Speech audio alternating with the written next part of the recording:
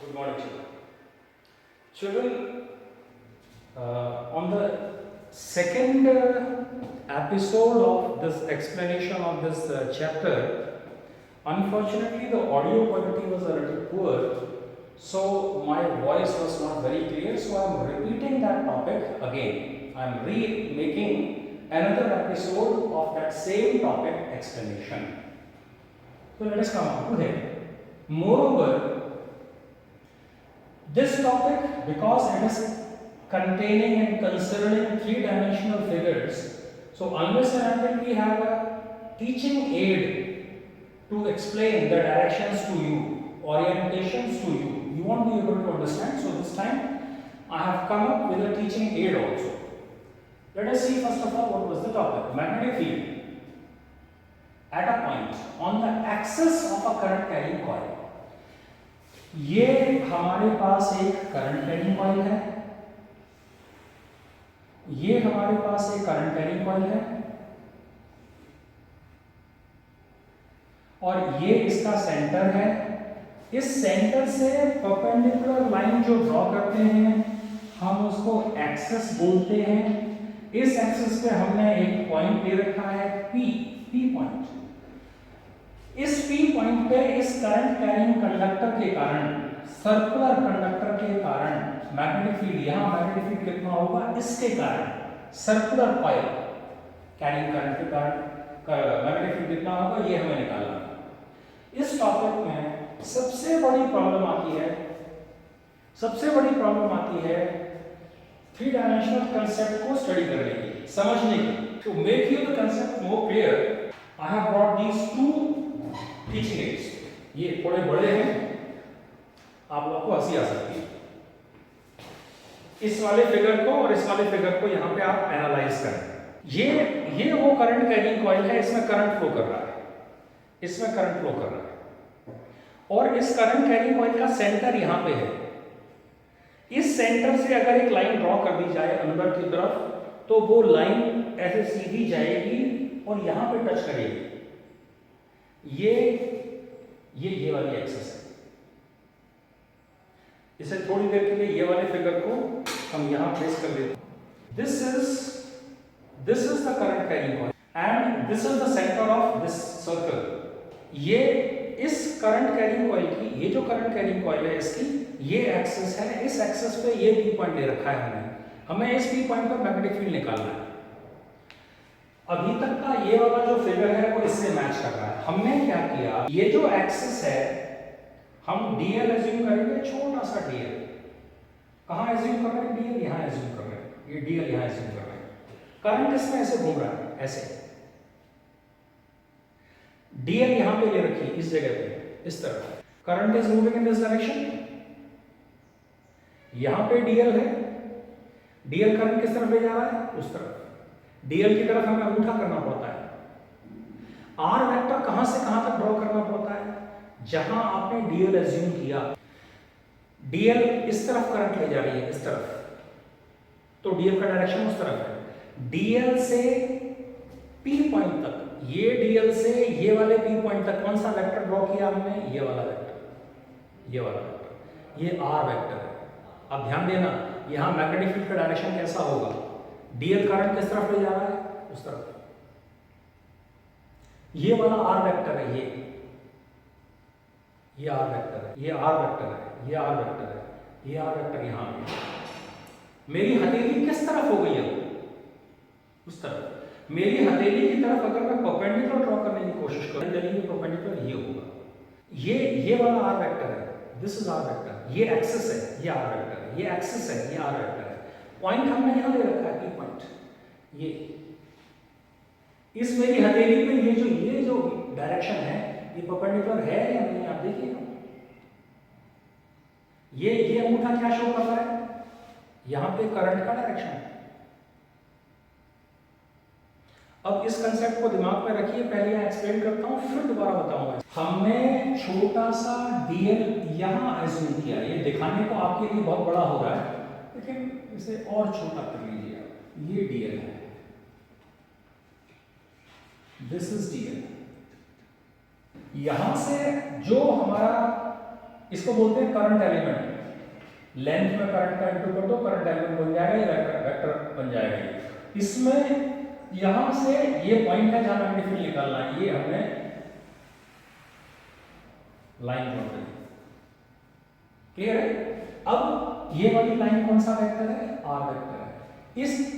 ये डीएल का डायरेक्शन इस तरफ होगा, ये इस तरफ है। यहां पे ये मेरी हथेली है, हथेली पे मैं परपेंडिकुलर ड्रॉ करूं तो परपेंडिकुलर किस तरफ जाएगा? ये डीबी का डायरेक्शन है। डीबी का डायरेक्शन हमेशा DL vector cross R vector, ये DL vector cross R vector, ये डीबी का डायरेक्शन होता है। अब इस वाले डीएल में और इस वाले आर में एंगल कितना होगा वो देखते हैं दोबारा से। नाउ सी चिल्ड्रन, ये करंट कैरिंग कॉइल है, ये सेंटर है, यहां से क्या पास हो रही है? एक्सिस। और ये कौन सा वाला वेक्टर है? ये वाला वेक्टर आर वेक्टर। ये करंट ऐसे घूम रहा है। डीएल कहां है? ये डीएल, थोड़ा और ये डीएल। इस डीएल में करंट किस तरफ जा रहा है? उस तरफ। ये आर किस तरफ है? इस तरफ। तो अगर मैं ये आर इस तरफ है, अगर मैं यहां पे लूं तो परपेंडिकुलर किस तरफ जाएगा? उस तरफ, इस तरफ। अब दूसरी बात क्या देखनी है, ये मेरा आर वेक्टर, ये मेरा डीएल वेक्टर है, ये मेरा आर वेक्टर है। बेटा अगर मैं यहां स्ट्रेट लाइन ड्रॉ कर दूं और यहां स्ट्रेट लाइन ड्रॉ कर दूं, ये एंगल कितना है बेटा? 90 डिग्री। कितना है? अगर मैं स्ट्रेट लाइन यहां ड्रॉ करूं, स्ट्रेट लाइन यहां ड्रॉ करूं, यहां की स्ट्रेट लाइन में, यहां देखो से ये स्ट्रेट लाइन में और ये स्ट्रेट लाइन में एंगल कितना है? ये वाला एंगल कितना है? साफ साफ दिख रहा है 90 डिग्री। यानी कि इस वाले डीएल में और इस वाले आर वेक्टर में एंगल कितना होगा? 90 डिग्री। ये दिख रहा है आपको? मैं डीएल यहां ले रहा हूं, ये स्ट्रेट लाइन है और ये स्ट्रेट लाइन है, एक स्ट्रेट लाइन ये, एक स्ट्रेट लाइन ये, एंगल कितना? ये वाला 90, ये कितना है? 90। यहां पे ये हमारा आर वेक्टर है, ये हमारा आर वेक्टर है। आर वेक्टर पे, ये आर वेक्टर पे ये हमारा एक्सिस पॉइंट है, एक्सिस, ये आर वेक्टर्स हैं। आप ध्यान दो, ये सर्कल है, ये सर्कल करंट कैरिंग कॉइल है। इस वाले आर की लंबाई, इस वाले आर की लंबाई, इस वाले आर की, इस वाले आर की, ये सारी आर की लंबाइयां सेम लेंथ की होंगी कि नहीं होंगी? अगर मैं एक आर यहां से ड्रॉ करूं, एक आर वहां से ड्रॉ करूं, यहां से एक आर ड्रॉ करूं, यहां से एक आर ड्रॉ करूं, सबकी लेंथ बराबर होगी कि नहीं होगी? एक आर मैंने यहां से ड्रॉ किया, एक आर मैंने यहां से ड्रॉ किया, एक यहां से, यहां पे मैंने डीएल ले रखा है, इस डीएल के अपोजिट यहां पे डीएल होगा। So now children, I hope you must have understood this to some extent, that angle between this DL and this R vector is how much? So angle between this DL and this R is 90 degree. This is the axis, this is the radius. अच्छा, अब radius सब तरफ same रहेगा कि नहीं रहेगा? बताओ। अच्छा, ये R वेक्टर सब जगह सेम रहेगा कि नहीं रहेगा? It will be same. ये वाला एंगल अगर मैं थीटा ले लूं प्यारे बच्चों, तो मैं यहाँ पे एक परपेंडिकुलर ड्रॉ करूं तो ये वाला एंगल भी कितना हो जाएगा? थीटा। अगर ये 90 डिग्री है, ये 90 डिग्री, ये थीटा है, तो ये बचा हुआ एंगल कितना हो जाएगा? ये पूरा का पूरा 90, ये थीटा पे कितना? 91 और इसके और इसके ध्यान देना, ये एंगल भी 90 डिग्री है, ये और इसके परपेंडिकुलर, ये आर वेक्टर है और इसके परपेंडिकुलर है, तो ये फुल एंगल 90 डिग्री है। कौन सा वाला फुल एंगल? 90 डिग्री है। अगर ये 90 माइनस थीटा तो बचा हुआ कितना? थीटा। बोलो, ये थीटा तो ये 90 माइनस थीटा, और ये पूरा का पूरा 90 और ये आधा 90 माइनस थीटा, तो बचा हुआ कितना? थीटा। तो ये हम यहां से हटा देते हैं इसे। कुल मिला के ये जो वेक्टर है आर वेक्टर और ये एक्सिस जो है इसके बीच में एंगल थीटा है, तो ये वाला एंगल भी थीटा होगा। इस dv को रिजॉल्व कर देंगे हम, ये वाला कंपोनेंट क्या हो जाएगा? dv cos theta. सामने वाला क्या हो जाएगा? dv sin theta. सिमिलरली ये वाला जो r वेक्टर है, ये वाला r वेक्टर अगर हम यहाँ पे छोटा सा dl ले लें तो ये वाले dl और ये वाले r में एंगल कितना हो जाएगा 90 डिग्री। इसका dv किस तरफ होगा, नीचे की तरफ। अगर ये थीटा है तो ये भी कितना होगा थीटा, अगर ये थीटा है तो ये भी कितना होगा थीटा। इसका मैग्नीट्यूड और इसका मैग्नीट्यूड सेम रहेगा, ये मैग्नीट्यूड और ये मैग्नीट्यूड सेम रहेंगे। क्यों सेम रहेंगे, यहाँ डीएल की जितनी लेंथ है यहाँ उतनी लेंथ है, इस डीएल में जितना करंट है इस वाले डीएल में उतनी करंट है। यहाँ से ये डिस्टेंस r है तो यहाँ से ये डिस्टेंस भी r है, सब कुछ सेम। तो यहाँ पे ये वाला मैग्नीट्यूड dv है तो ये मैग्नीट्यूड भी dv होगा। इसको रिजॉल्व कर दो, इस तरफ क्या आ जाएगा dv cos थीटा और इस तरफ क्या आ जाएगा dv sin थीटा।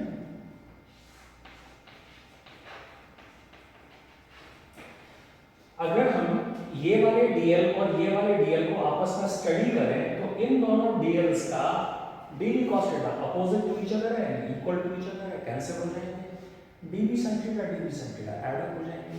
ऐसे ही यहाँ एक dl है, इसके जस्ट अपोजिट यहाँ एक dl है, इन दोनों के dv sin थीटा बचाएंगे, cos थीटा बढ़ जाएंगे। यहाँ एक लें और इसके अपोजिट एक लें, इन दोनों के cos थीटा लड़के खत्म हो जाएंगे, sin थीटा ऐड हो जाएंगे। पूरी को छोटे छोटे dl में डिवाइड करें, उन सारे dl's का यहाँ पे dv आएगा, उन dv's का dv cos थीटा एक दूसरे के अपोजिट होगा तो कैंसिल हो जाएगा, dv sin थीटा सबका ऐड हो जाएगा। इसको अब दोबारा देखते हैं ना। dl किस तरफ है, करंट ऐसे जा रहा है और करंट ऐसे जा रहा है। dl किस तरफ है, इस तरफ। r किस तरफ है, इस तरफ। ये वाले dl में और ये वाले r में एंगल कितना है, ये एंगल कितना है 90 degree. This angle is 90 degree. अगर मैं यहां जो dl ले रहा हूं इसके अपोजिट एक dl में यहां ले रहा हूं, यहां नीचे, इसमें करंट इस तरफ जा रहा है तो इसमें करंट किस तरफ जाएगा, इस तरफ। ये r वेक्टर कौन सा होगा, इधर वाला, ये वाला r है, ये वाला r और एक नीचे वाला r है, ये वाला। दोनों की लेंथ बराबर होगी नहीं होगी, इस वाले r की लेंथ और इस वाले r की लेंथ बराबर होगी कि नहीं होगी। सिमिलरली मैं एक r यहां ले लूं, इसकी लेंथ और इस वाले r की लेंथ बराबर होगी नहीं होगी। ये एक्सिस है, मैग्नेटिक फील्ड का डायरेक्शन ये होगा, यहां पे जो dl है उसका मैग्नेटिक फील्ड का डायरेक्शन ये होगा, और ये वाले ये जो dl है यहां पे उसका डायरेक्शन होगा इधर, ये वाला। ये r सब सिमेट्रिक है, ये एक्सिस है। यहाँ वाला dl इस तरफ होगा तो यहाँ वाला dl, अब ये dl इस तरफ है, ये r है, इस पे मैं परपेंडिकुलर ड्रॉ करूं तो नीचे की तरफ जा रहा है। ये वाला एंगल थीटा है, ये एंगल थीटा। अब अगर मैं यहाँ पे ये ड्रॉ कर दूं और एक ये स्ट्रेट लाइन ये और ये स्ट्रेट लाइन, इन दोनों बीच में एंगल कितना होगा, ये और इसके बीच में थीटा, ये और ये इसके बीच में थीटा। मेरा अब बाकी बच्चों से एक सजेशन है, बाकी सब बच्चों को सिर्फ कि मैंने जितना ये टीचिंग एड बना के आपको समझाया, इससे भी अगर आपको समझ में नहीं आ रहा है, नेक्स्ट वे इज कि आप घर पे जाओ, खुद अपने हाथों से टीचिंग एड बनाओ, then bring that teaching aid to me, then I try to make you understand. पहले खुद उसमें समझने की कोशिश करो, फिर मैं समझाऊंगा। तो कुल मिला के ये है कि ये वाले डीएल के कारण यहाँ पे डीवी है। बायोट-सैवर्ट लॉ को हम यूज करेंगे। बायोट-सैवर्ट लॉ कहता है कि डीवी की वैल्यू μ/4 पाई आई डीएल sin थीटा, थीटा कितना है 90 डिग्री, और r स्क्वायर, ये डिस्टेंस का r स्क्वायर। अगर ये सेंटर रेडियस है, ये एक्सिस है, ये r वेक्टर है, तो ये एंगल 90 डिग्री है कि नहीं है, है। तो भाई ये r और यहां से यहां तक का डिस्टेंस मैंने x माना है, तो ये हाइपोटेन्यूज हो गया। r की वैल्यू क्या हो जाएगी, r स्क्वायर x स्क्वायर, ये r की वैल्यू हो जाएगी। तो r स्क्वायर की वैल्यू क्या हो जाएगी, इसका स्क्वायर करेंगे तो ये हट जाएगा, यहाँ r स्क्वायर लगा दिया मैंने, ये sin 90 लगा दिया, ये r स्क्वायर, कोई दिक्कत। अब हमने ये देखा, मैंने आपको ये समझा दिया है कि डीबी cos थीटा जितने भी होंगे इस पूरी कॉइल को छोटे छोटे डीएल में डिवाइड कर देंगे। वो सारे डीएल को डीबी प्रोड्यूस होगा, डीबी का dB cos theta dB sin theta होगा। डीबी cos थीटा सारे मर जाएंगे, लड़के sin थीटा बचेंगे। सारे sin थीटा किस तरफ होंगे? सामने की तरफ। sin ये किस तरफ है? सामने। ये किस तरफ है? सामने। तो इन सारे डीबी sin थीटा को हमें ऐड करना है, यानी कि मुद्दे की बात ये है कि डीबी sin थीटा को ऐड करना है। तो इस वाले पॉइंट पे क्या मिलेगा? Net dB. इस वाले पॉइंट पे होने वाला नेट मैग्नेटिक फील्ड, ये डीबी sin थीटा, ये भी डीबी sin थीटा, और भी डीबी sin थीटा होंगे और एलिमेंट्स के, उन सबको ऐड करके मिलेगा, ये इसके बराबर होगा। हम क्या करते हैं? डीबी की वैल्यू पुट करते हैं यहां, डीबी की वैल्यू पुट कर रहे हैं यहां आई डीएल sin 90 की वैल्यू, आर स्क्वायर की वैल्यू,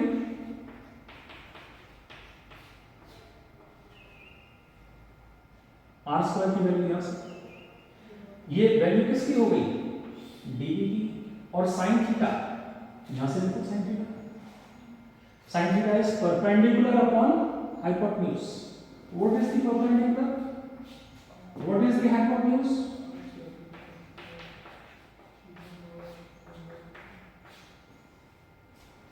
dB is this, यहाँ से sin theta is this, इसका क्या कर लेंगे? इंटीग्रेशन किस पे? पूरे लूप पे। सारी कांस्टेंट चीजें बाहर आ जाएंगी। ये कांस्टेंट है, आई कांस्टेंट है, आर कांस्टेंट है, ये और ये क्या बन गए?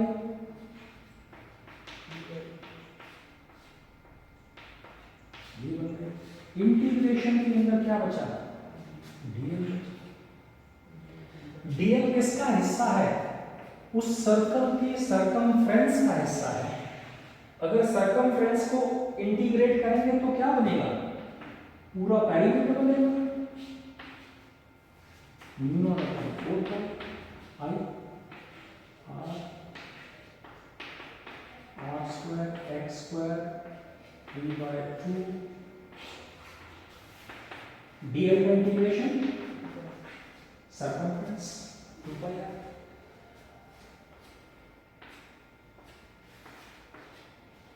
टू आर इंटू आर क्या हो गया? यानी नेट मैग्नेटिक फील्ड कितना हो गया? देखिए mu not upon 2, mu not upon 2 I R R R square x square power, ये नेट मैग्नेटिक फील्ड है इस पॉइंट पे, इस करंट कैरिंग कॉइल के कारण। अगर ये वाला पी पॉइंट जो है जहां पे मैग्नेटिक फील्ड निकालना है वो बिल्कुल यहां पे हो, इस जगह पे सेंटर पे पॉइंट ले रहे हैं। ये करंट कैरिंग कॉइल, ये करंट कैरिंग कॉइल पॉइंट कहां ले रखा है हमने? सेंटर पे। सेंटर पे क्या निकालना चाहते हैं? Magnetic field. डायरेक्शन किस तरफ निकलेगा? एक्सिस की तरफ। डेरिवेशन वही रहेगा, वहां पे एक्स की वैल्यू 0 पुट कर देंगे।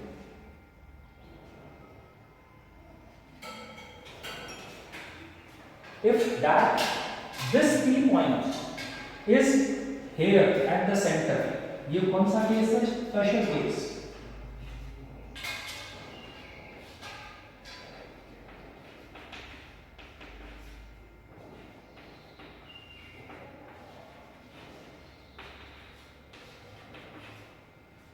Magnetic field at P, if P is at center of coil, तो x कितना हो जाएगा? 0। उस वाले फॉर्मूले में देखो क्या क्या बचेगा? Mu not I R square 2 R square, x की वैल्यू 0 कर दी हमने, यहाँ क्या है? 3/2। और हमने ये 2 से 2 कैंसिल कर दिया, आर की पावर कितनी हो जाएगी? क्यू। और ऊपर वाले स्क्वायर से क्यू पावर कैंसिल हो जाएगी। क्या बचेगा? म्यू नॉट आई बचेंगे, यहाँ क्या बचेगा? 2 और 1 पावर बचेगी, 2 और 1 पावर, म्यू नॉट आई। एक करंट कैरिंग कॉइल है, करंट कैरिंग कॉइल के सेंटर पे net magnetic field mu not I को 2 के बराबर होगा। डायरेक्शन, जिस तरफ करंट घूम रहा है उस तरफ उंगलियां घुमा दो तो अंगूठे की तरफ मैग्नेटिक फील्ड का डायरेक्शन होगा। अगर करंट जिस डायरेक्शन में घूम रहा है उस डायरेक्शन में सीधे हाथ की उंगलियों को घुमाना पड़ेगा आपको, तो अंगूठा बी का डायरेक्शन दिखाएगा। ठीक है।